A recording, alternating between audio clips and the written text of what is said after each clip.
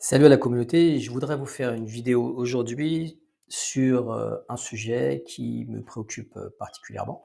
Et je voulais donc vous parler, j'en ai déjà parlé dans une vidéo précédente, de l'extrême droitisation de la France et de la nécessité pour tous les Français de prendre conscience de ce qui est en train de se passer de manière insidieuse et de la nécessité, encore plus pour les Français qui sont de confession musulmane, aussi de prendre la mesure de la situation.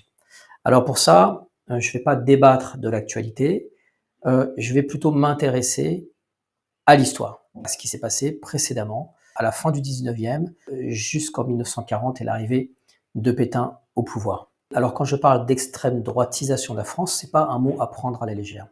Dans le passé, l'extrême droite, quand elle a pris le pouvoir, eh bien, a amené à des catastrophes. On peut parler des 60 millions de morts lors de la Seconde Guerre mondiale. On peut aussi parler du génocide des Européens juifs. On peut parler évidemment d'Hiroshima, de Nagasaki. On peut parler de la destruction totale des grandes villes allemandes et du choc traumatique que ça a laissé sur plusieurs générations.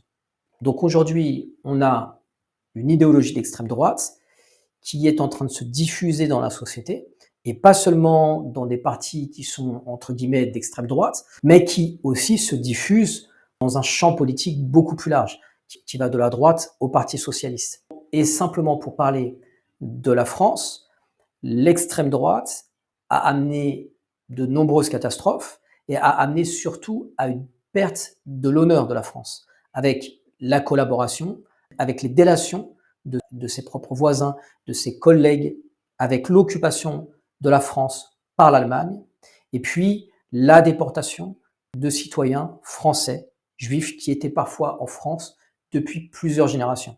Donc il y a tous ceux qui estiment que l'extrême droite ne peut mener la France qu'à un précipice et qu'à un gouffre, et n'est au final que l'une des conséquences de la décadence de la France, et un effet direct de cette décadence, et non pas, comme certains le pensent, quelque chose qui va permettre à la France de s'en sortir par le haut. Si, comme moi, vous pensez que l'extrême droitisation de la France va accélérer ou va précipiter la destruction de la France, eh bien, je pense que cette vidéo va vous intéresser. Je vais le faire en tant que Français, je vais le faire aussi en tant que Français musulman, parce que je pense qu'aujourd'hui, les musulmans ont remplacé les juifs d'hier. Et quelqu'un comme Zemmour parle des musulmans comme des hommes politiques, à l'exemple d'Édouard Drummond, parlait des juifs dans les années 30 et dans les années 40. Alors beaucoup peuvent me dire que ce qui se passe en 2024, 2025 n'a rien à voir avec ce qui s'est passé. C'est pour ça que j'ai fait cette vidéo. Alors pour appuyer mes dires, à la fin de cette vidéo, je vais vous énoncer un certain nombre de lois qui avaient été votées aussi bien par l'Allemagne nazie que par la France de Pétain et qui s'adressaient à la population française ou allemande de confession juive. Et je vous les édicterai et vous me direz à la fin, je ne vais pas faire de commentaires, ce sera à vous de me dire s'il n'y a pas des ressemblances avec certaines lois ou avec certaines pratiques qui ont lieu aujourd'hui en France en 2024. Avant de commencer, il faut aborder la question du séparatisme. Alors, ne pas paraître comme un État raciste ou antisémite, puisque les Arabes et les Maghrébins ont des origines arabes, donc ont des origines sémites, eh bien, on a un État qui va politiser en fait ce discours, qui va politiser en fait ce concept et qui va parler de séparatisme. Aujourd'hui, en fait, les musulmans qui sont pratiquants sont plus ou moins accusés de séparatisme religieux. Alors c'est une question qui est importante parce que la population noire aux États-Unis, lorsqu'ils se sont battus pour l'accession aux droits civiques, était aussi accusée de vouloir faire sécession. On a un renversement accusatoire. C'est-à-dire que, en fait, les musulmans, qu'est-ce qu'ils réclament? Qu'est-ce que réclamaient les Afro-Américains? Ils réclamaient l'abolition de toutes les discriminations. Et ils réclamaient un traitement égal dans l'accession aux emplois, l'accession au logement, l'accession aux écoles, l'accession aux universités. En gros, ce que les Afro-Américains demandaient, c'était d'être traités exactement comme les Blancs américains. Et qu'est-ce que demande la communauté française, musulmane ou belge?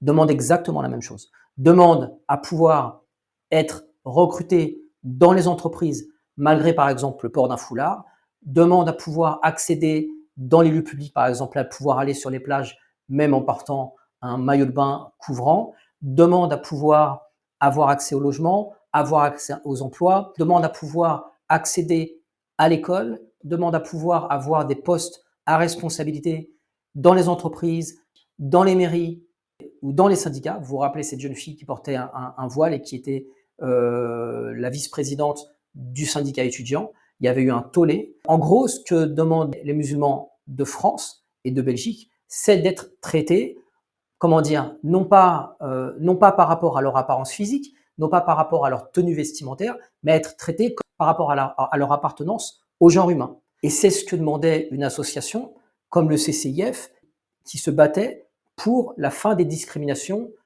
à l'égard des Français musulmans. Et qu'est-ce qui s'est passé justement pour cette association? C'est qu'elle a été dissoute. On a, à une époque, créé des banlieues en périphérie des villes.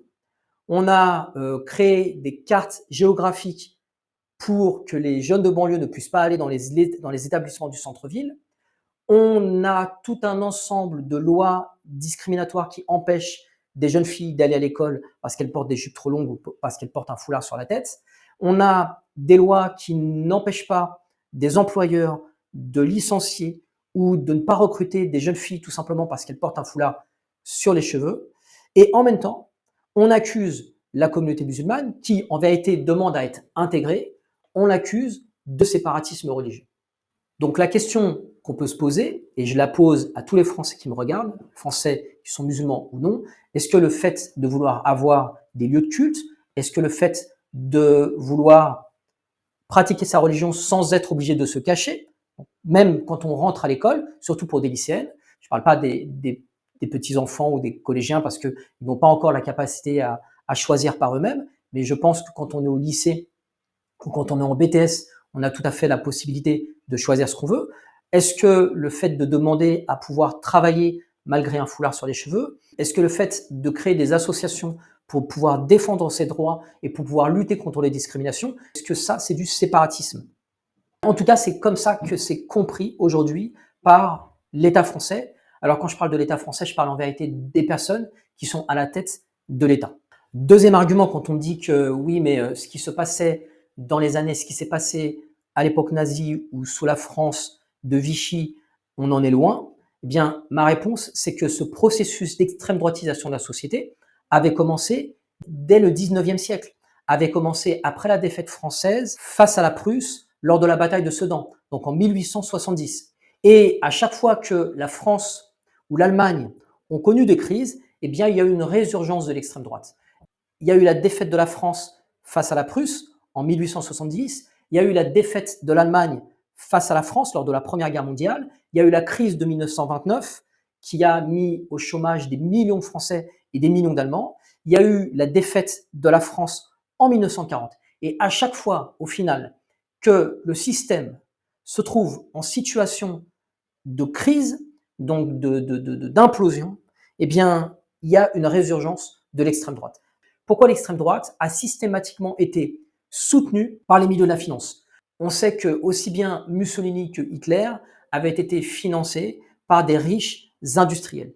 Pourquoi est-ce que les plus riches viennent financer l'extrême droite? Pourquoi est-ce qu'aujourd'hui, les quelques milliardaires qui possèdent 90% des médias, pourquoi est-ce qu'ils donnent autant de visibilité à des personnalités d'extrême droite qu'on a pu voir sur tous les plateaux et dont certains, au final, sont devenus des stars? Et c'est tout simplement parce que lorsqu'une société va mal, lorsqu'une société est dans une crise profonde, une crise qui se prolonge dans le temps et face à laquelle, en fait, les hommes politiques qui appartiennent à ce système ne trouvent aucune solution. Tout simplement parce que la seule solution à une crise qui est systémique, c'est de changer le système, c'est de trouver un système qui est meilleur. Mais comme on ne veut pas changer le système, détourner le mécontentement populaire et faire en sorte que ce mécontentement populaire ne se transforme pas en révolution. Et donc, on va trouver un bouc émissaire. Ce bouc émissaire, l'extrême droite le pointe toujours comme un ennemi de l'intérieur. Et dans l'Allemagne nazie ou dans la France de Pétain, lorsqu'il y a eu d'énormes crises, la défaite et l'humiliation de la France et la crise économique et financière qui a touché l'Allemagne, eh bien, ce bouc émissaire, ça ne pouvait être que des citoyens français ou allemands qui étaient de confession juive.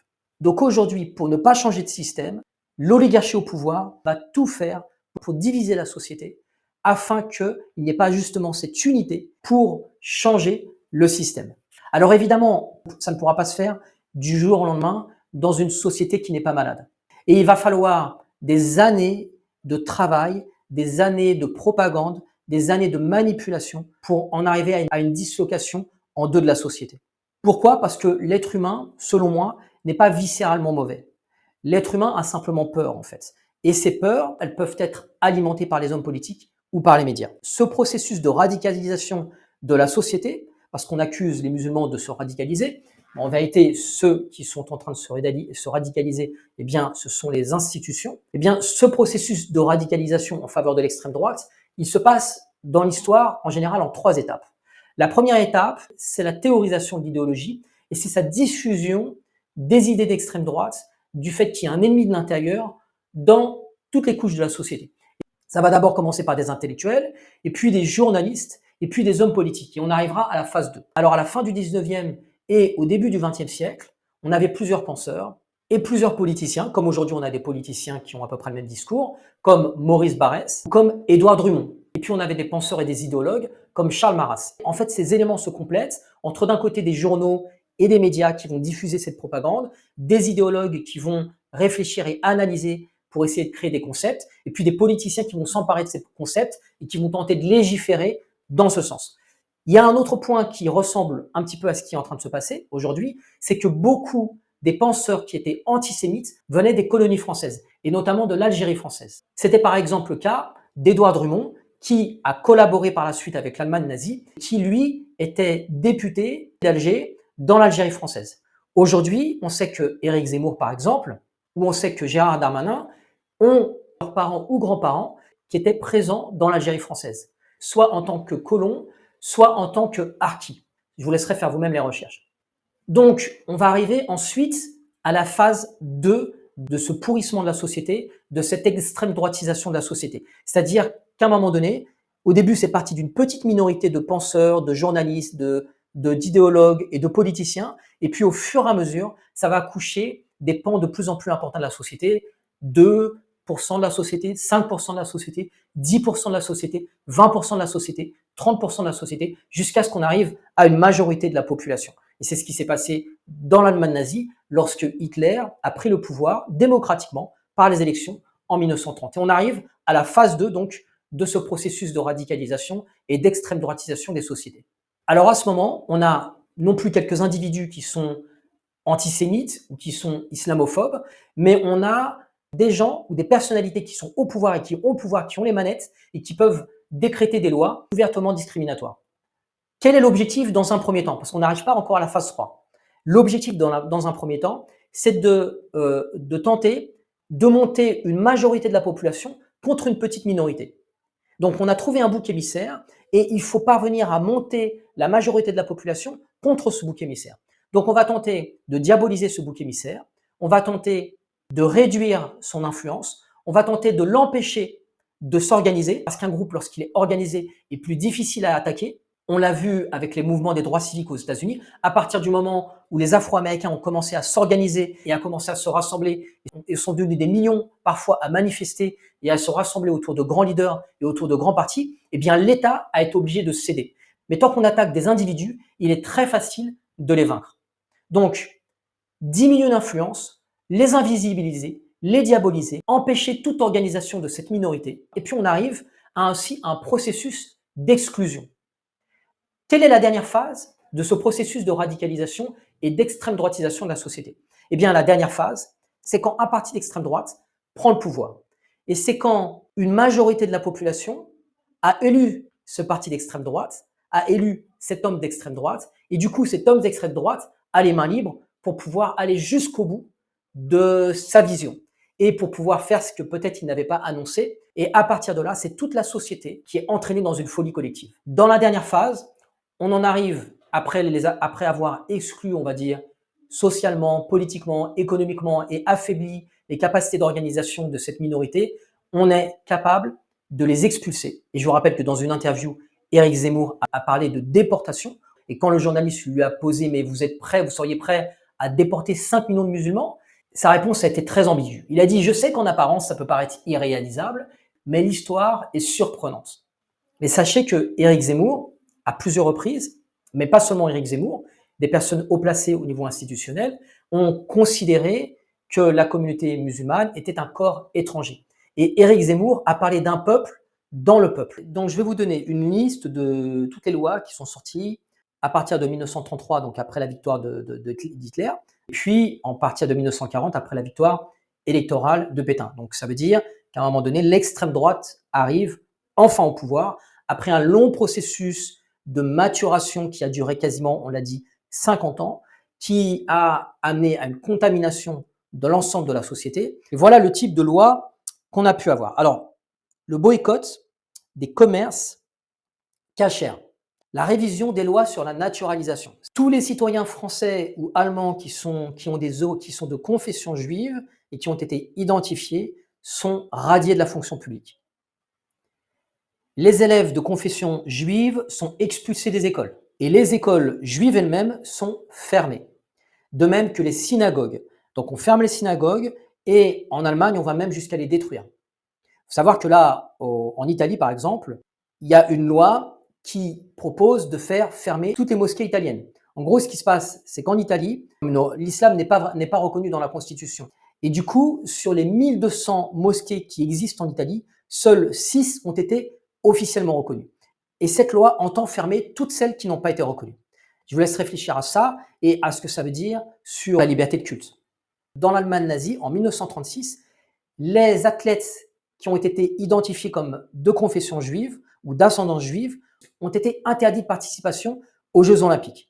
Et enfin, la radiation des médias et de certains métiers qui étaient jugés, on va dire, stratégiques. Pourquoi? Parce qu'on considérait, notamment la police ou l'armée, parce qu'on considérait que ces citoyens français ou allemands pouvaient être des ennemis de l'intérieur, une cinquième colonne, et qui pouvaient avoir des plans secrets. Alors, il est important de dire qu'à l'époque, les Allemands ou les Français de confession juive étaient aussi accusés de ne pas vouloir s'intégrer à la communauté nationale. On les accusait de vivre ensemble, on les accusait de manger différemment, on les accusait de s'habiller différemment.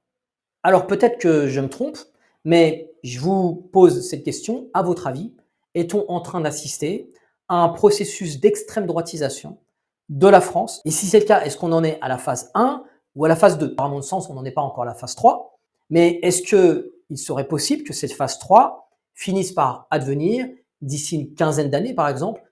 Je vous rappelle que la majorité, l'extrême majorité des Juifs, allemands, polonais, français, depuis le début des années 30, lorsque l'idéologie d'extrême droite a commencé à s'infiltrer dans une grande partie de la population, parmi les enseignants, parmi les fonctionnaires, parmi les ouvriers, parmi les intellectuels, bien une majorité de Français ou d'Allemands pensaient que ça n'était que quelque chose qui était passager, que ça n'irait pas plus loin, que de toute manière, il y avait toujours eu du racisme dans les sociétés et que, comme toutes les autres époques, eh bien, on allait pouvoir traverser cette époque difficile et puis c'était lié à une crise qui était passagère. Et au final, quand c'est advenu, ces populations se sont retrouvées en danger de mort et en danger d'extermination. Alors c'est vrai que sur cette chaîne, je parle souvent d'indépendance financière, mais j'essaie de le faire de manière un petit peu différente. Et il me paraissait intéressant, non pas tout le temps de rebondir sur l'actualité, ça ne m'intéresse pas vraiment, mais plutôt de nous intéresser à l'histoire, à ce qui s'est passé dans le passé, pour peut-être essayer de mieux comprendre ce qui est en train de se passer aujourd'hui. J'aimerais bien que vous puissiez partager cette vidéo, la liker pour soutenir cette chaîne, et puis me laisser vos commentaires en dessous de cette vidéo. On se revoit dans 1 ou 2 jours pour une autre vidéo. Ciao!